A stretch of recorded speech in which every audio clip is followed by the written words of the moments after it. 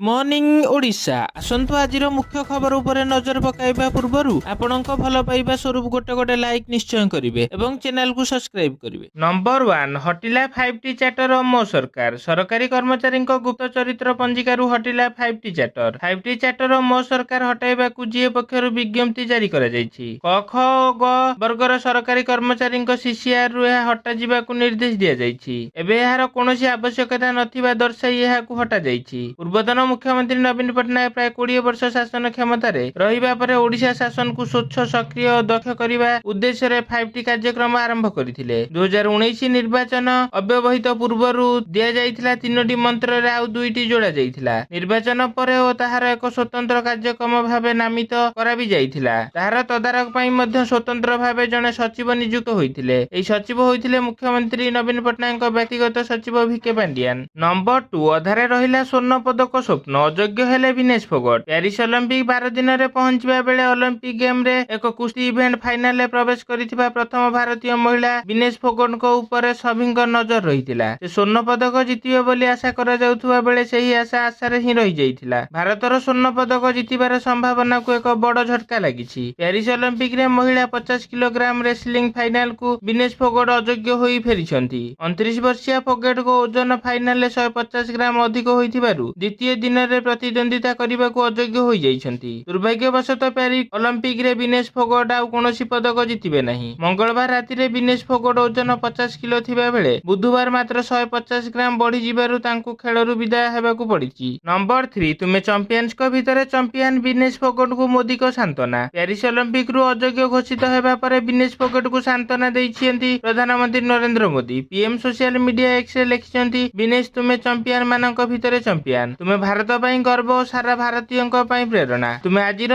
ନିଷ୍ପତ୍ତି ଦୁଃଖ ଦେଇଛି ତେବେ ଦୃଢ ମନୋବଳ ସହ ଫେରିଆସ। ଆମେ ସମସ୍ତେ ତୁମ ସହ ଅଛୁ। ଭାରତୀୟ ଅଲିମ୍ପିକ ସଂଘ ସଭାପତି ପିଟି ଉଷାଙ୍କ ସହ କଥା ହୋଇ କେମିତି ବିଜନେସକୁ ସହାୟତା କରାଯାଇ ପାରିବ ସେ ନେଇ ଆଲୋଚନା କରିଛନ୍ତି ପ୍ରଧାନମନ୍ତ୍ରୀ। ଅଧିକ ଓଜନ ପାଇଁ ମହିଳା କୁସ୍ତି ଯୋଦ୍ଧା ବିନେଶ ଫୋଗଟ ପ୍ୟାରିସ ଅଲିମ୍ପିକରୁ ଡିସ୍କ୍ୱାଲିଫାଏଡ୍ ଘୋଷିତ ହେବା ପରେ ଭାରତକୁ ବଡ଼ ଝଟକା ଲାଗିଛି। ଧାର୍ଯ୍ୟ ଠାରୁ ଅଧିକ ଓଜନ ପାଇଁ ତାଙ୍କୁ ଡିସ୍କ୍ୱାଲିଫାଏ କରାଯାଇଛି। 50 କେଜି ଠାରୁ ବିନେଶ ସାମାନ୍ୟ କିଛି ଗ୍ରାମ ଅଧିକ ଓଜନ ହୋଇଥିବାରୁ ତାଙ୍କୁ ଡିସ୍କ୍ୱାଲିଫାଏଡ୍ ଘୋଷଣା କରାଯାଇଛି। ନମ୍ବର 4 ଓଡ଼ିଶା ସମେତ 9 ରାଜ୍ୟରେ 12 ରାଜ୍ୟସଭା ଆସନ ପାଇଁ 3ରେ ଭୋଟ। ବିଭିନ୍ନ ରାଜ୍ୟରେ ଖାଲି ପଡ଼ିଥିବା 12ଟି ରାଜ୍ୟସଭା ଆସନ ପାଇଁ ଆସନ୍ତା 3 ତାରିଖରେ ଉପନିର୍ବାଚନ ଅନୁଷ୍ଠିତ ହେବ। ଏହି 12ଟି ଆସନ ମଧ୍ୟରେ ଓଡ଼ିଶାର ଗୋଟିଏ ରାଜ୍ୟସଭା ଆସନ ରହିଛି। ବିଜେଡି ପକ୍ଷରୁ ରାଜ୍ୟସଭାକୁ ଯାଇଥିବା ମମତା ମହନ୍ତ ସାଂସଦ ପଦରୁ ଇସ୍ତଫା ଦେବା ପରେ ଓଡ଼ିଶାର ଗୋଟିଏ ଆସନ ଖାଲି ପଡ଼ିଥିଲା। ଏବେ ଉକ୍ତ ଆସନ ପାଇଁ ନିର୍ବାଚନ ହେବ। ଉପନିର୍ବାଚନ ପାଇଁ ଅଗଷ୍ଟ 14ରେ ବିଜ୍ଞପ୍ତି ପ୍ରକାଶ ପାଇବ।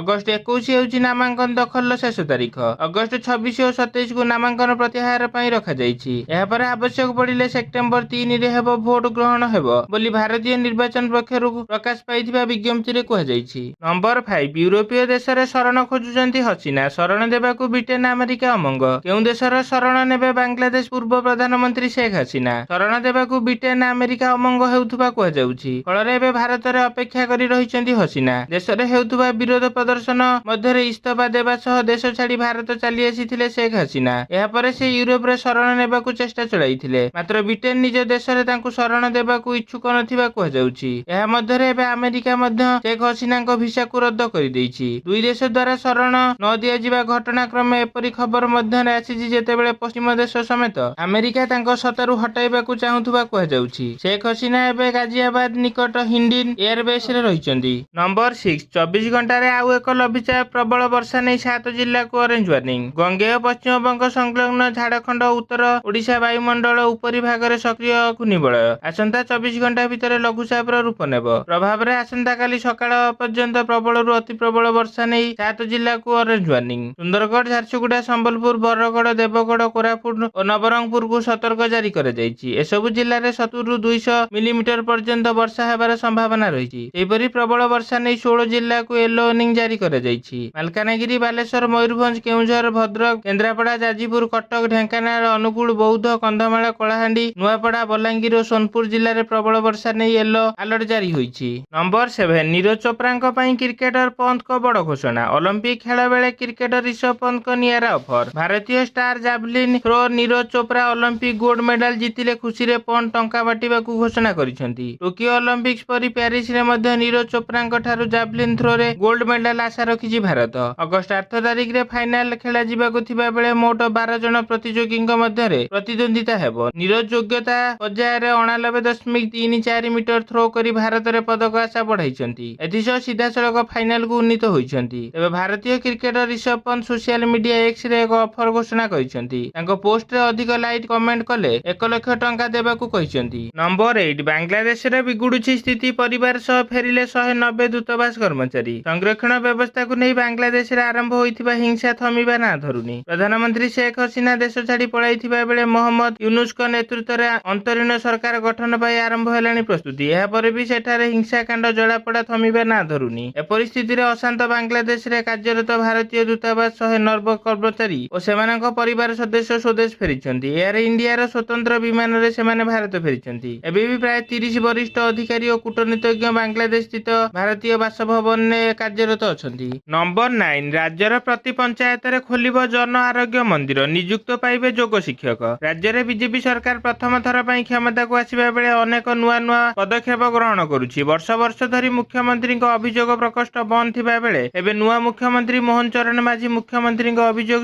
ଶୁଣାଣି କରୁଛନ୍ତି। ତେବେ ଏହା ମଧ୍ୟରେ ରାଜ୍ୟ ସରକାର ସ୍ୱାସ୍ଥ୍ୟ କ୍ଷେତ୍ରକୁ ନେଇ ଏକ ବଡ଼ ନିଷ୍ପତ୍ତି ନେଇଛନ୍ତି। ରାଜ୍ୟର ପ୍ରତି ପଞ୍ଚାୟତରେ ଜନ ଆରୋଗ୍ୟ କେନ୍ଦ୍ର ଖୋଲିବ। ସ୍ୱାସ୍ଥ୍ୟମନ୍ତ୍ରୀ ମୁକେଶ ମହାଲିଙ୍ଗି ଏ ବାବଦରେ ସୂଚନା ଦେଇଛନ୍ତି। ପ୍ରତି ଜନ ଆରୋଗ୍ୟ କେନ୍ଦ୍ରରେ ଜଣେ ଯୋଗ ଶିକ୍ଷକ, ଅନ୍ୟ ଜଣେ ସରକାରୀ ଯୋଗ ଶିକ୍ଷକ ରହିବେ। ଉକ୍ତ କେନ୍ଦ୍ରରେ ସମସ୍ତ ପ୍ରକାରର ଔଷଧ ମହଜୁଦ ରହିବ। ଛୋଟ ଛୋଟ ସ୍ୱାସ୍ଥ୍ୟ ସମସ୍ୟା କ୍ଷେତ୍ରରେ ଏହା ଲୋକଙ୍କୁ ବିଶେଷ ଭାବେ ସହଯୋଗ କରିବାରେ ସହାୟକ ହେବ। ଏହା ଫଳରେ ଲୋକମାନେ ଆଉ ନିଜ ପଞ୍ଚାୟତ ଛାଡି ଅନ୍ୟ ପଞ୍ଚାୟତକୁ ଯିବେ ନାହିଁ ବୋଲି ମନ୍ତ୍ରୀ ଶ୍ରୀ ମହାଲିଙ୍ଗ କହିଛନ୍ତି। ନମ୍ବର 10 ବାଂଲାଦେଶରେ ଗଠନ ହେଲା ଅନ୍ତରୀଣ ସରକାର, ନେତୃତ୍ୱ ନେବେ ନୋବେଲ ବିଜେତା। ବାଂଲାଦେଶରେ ରାଜନୈତିକ ଅସ୍ଥିରତା ମଧ୍ୟରେ ଗଠନ ହେଲା ଅନ୍ତରୀଣ ସରକାର, ଆଉ ଏହାର ନେତୃତ୍ୱ ନେବେ ନୋବେଲ ବିଜେତା ମହମ୍ମଦ ୟୁନୁସ। ତାଙ୍କୁ ବାଂଲାଦେଶର ଅନ୍ତରୀଣ ସରକାର ଚଳାଇବା ପାଇଁ ନେତା ମନୋନୀତ କରାଯାଇଛି। ରାଷ୍ଟ୍ରପତି ମହମ୍ମଦ ଶାହାବୁଦ୍ଦିନଙ୍କ ଅଧ୍ୟକ୍ଷତାରେ ବସିଥିବା ଗୁରୁତ୍ୱପୂର୍ଣ୍ଣ ବୈଠକରେ ଏହି ନିଷ୍ପତ୍ତି ନିଆଯାଇଛି। ପୂର୍ବରୁ ମହମ୍ମଦ ୟୁନୁସ ଘୋଷଣା କରିଥିଲେ କି ଯଦି ତାଙ୍କୁ ଏହି ଦାୟିତ୍ୱ ଦିଆଯାଏ ତେବେ ସେ ଏହାକୁ ତୁଲାଇବେ। ବାଂଲାଦେଶରେ ଗରିବଙ୍କ ବନ୍ଧୁ ଭାବେ ଜଣାଶୁଣା ମହମ୍ମଦ ୟୁନୁସ ଦେଶରେ ଗରିବୀ ହଟାଇବା ପାଇଁ ବେଶ କାମ କରିଛନ୍ତି। ମାଇକ୍ରୋ ଫାଇନାନ୍ସ ଜରିଆରେ ନାଗରିକଙ୍କ ଆର୍ଥିକ ସ୍ଥିତି